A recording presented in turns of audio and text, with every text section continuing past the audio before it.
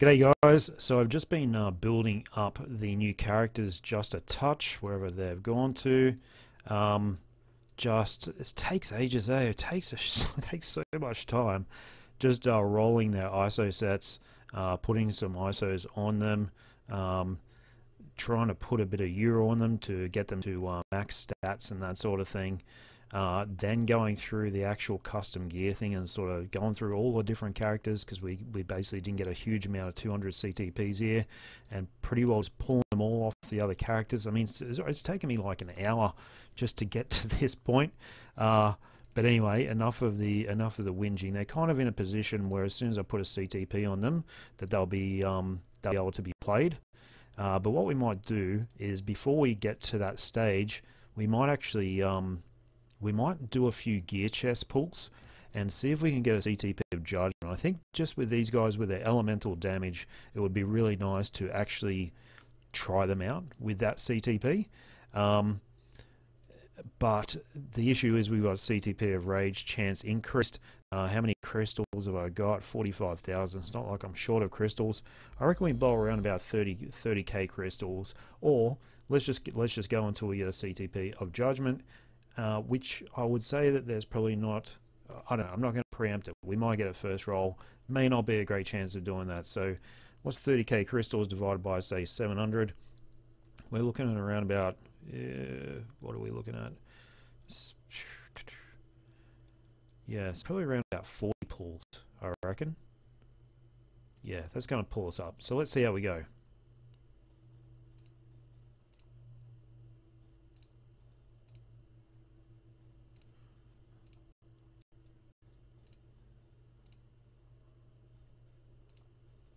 Okay, 5th pull, CTP of Rage, that's pretty good. Happy if you get one within 10 pulls. So I think 10 pulls on average is about right. So 6th pull, nothing. 7th pull, nothing. 8th, man, this is fantastic luck, I'm telling you. 2 CTPs of Rage in 8 pulls. That is really good going. So 10, 11, 12, 13, 14 pulls, 3 CTPs of Rage. That is, wow, super lucky.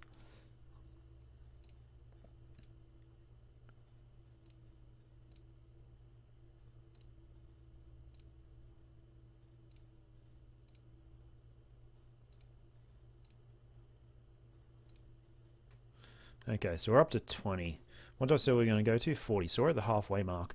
So we've seen 3 CTPs of Rage, no other CTPs of any kind, which is pretty typical, to be honest. I never get other CTPs. Well, I shouldn't say never. I have got it, but very, very rarely do I get CTPs of other types when there's a specific type amped. 4 CTP of Rage, 22 pulls.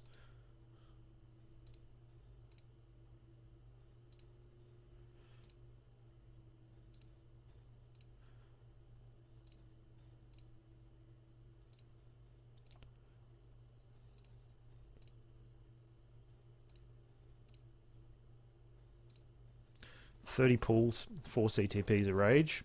We're kind of getting back a little bit towards the average. I'm just making sure I did my calculations correctly there. Yep, so it's 10 pulls left. Come on, CTP of Judgment.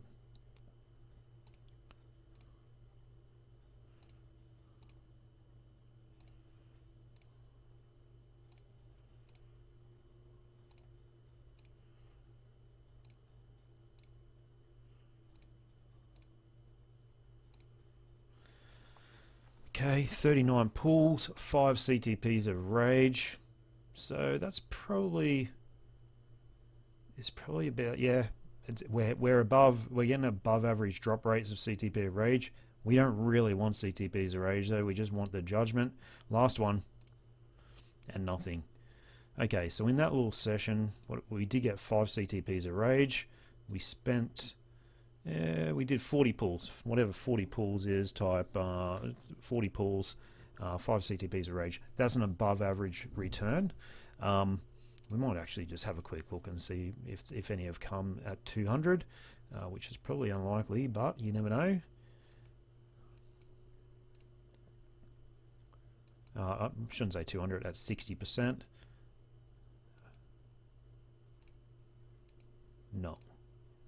Oh, closer. Closer. Anyhow, we may not be able to test CTP of Judgment. Well, hang on. We'll do 10 more. 10 more. Let's see if we can get one.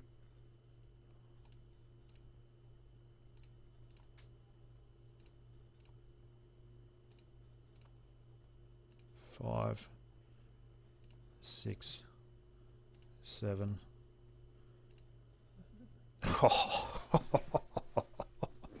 Oh man, just when you think it's no hope, then something drops, and that's the way of the world, eh?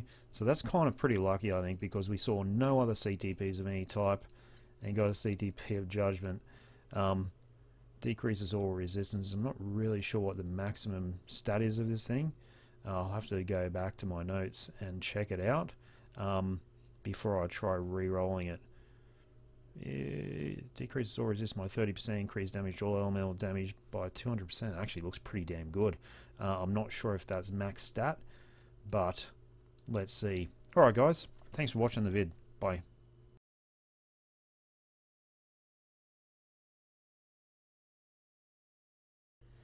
G'day guys, just want to touch base again on the dimension missions with the actual biometrics that drop through the dimension missions now. Unfortunately, I actually videoed this just before when I did my dimension missions, and the recording for whatever stuffed up, so it kind of, I didn't save anything, but I'll give you a bit of a rundown of what it all means anyway. Right, so we've got the normal stuff with the dimension missions. Nothing's really changed with the drop rate there, it seems. This is the additional thing. So the support hero, upon completing dimension missions, randomly acquire one of the following heroes' biometrics, data, or X gene. So you can sort of see over here that weapon hex is highlighted. Now this does not start off at 225,000. I think it starts off at like 15,000, and you have the option of being able to re-roll, and it re-rolls these units and also re-rolls the premium character that you can get. So if we have a look through the actual support heroes, you can see the majority of premium heroes are actually in here. So very rare types of units that you would normally have to pay for, including Crescent, Ghost, Nadia Van Dyne, you know, some of these Carnage, some of, you know, and some of these are just exclusive bio subs, except for, you know, now we've obviously got Danger Room, but Gambit, Weapon Hex, you know, and then you get back into the normal kind of characters that you can get from Shadowland and the rest of it. But what happens is you just click on the change, and it doesn't show you the chance of actually getting a rare character, and it goes up gradually in gold, similar to re-rolling Boss of the Day in World Boss. So I did that. I ended up on Weapon Hex for whatever reason. I just rolled through a number of them just to see what it looked like. I ran 30 dimension missions. At what point, and at that time, you know, within 30 missions, what had happened is the actual number of biometrics stops. So it just stops after around about 30 missions, which is fine. I didn't get any premium character biometrics, so I didn't get any Weapon Hex bios, but I got a bunch of, I think it was Blade and Luke Cage or something like that. And I was probably averaging potentially two biometrics of the normal characters per mission. So run a 10, you'd probably get around about 20 biometrics. So that's a healthy increase, right? So let's just say two per mission times by 30 missions that you get them for approximately. You're looking at an extra 60 biometrics per day, which is fantastic. That is so good. And obviously there's quite a rare chance to get the premium characters. Not sure if any of the star agents have managed to do that, but still really good initiative here by Netmarble to put this into the game. So well done. And obviously this will reset every 12 hours, and you can go from there. The other thing I want to have a quick look at is obviously with the story mode, with the changes in the story mode, it talks about basically a completion chest at the end of the story, and it, you know, you get bedazzled by the premium cards, which, geez, I hope I get, you know, geez, that would be nice, that one right there. You get bedazzled by the premium cards, but you can also see that there's other stuff in this chest which is probably not quite as good. So 4-star cards, We've got the CTPs, including the new CTPs in there, and some OBs as well, but you've also got 4-star Obelisk, 5-star Obelisk, and normal Euro as well.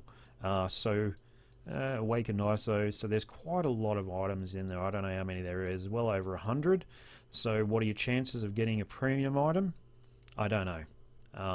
Hopefully really good, but you know, I'm saying it's probably not. But my gut feel is probably not a great chance of getting something, but hopefully that some of us get lucky, and I'm assuming we get these rewards again after we do the actual story again. And the story itself is quite cool. I'm not going to roll through it. You guys can do it when you get your update yourself, and roll through the story again. It's certainly changed. It's a lot neater. It's a lot tidier. The story makes a lot more sense, and just aesthetically very, very good. All right, guys. Thanks. Bye.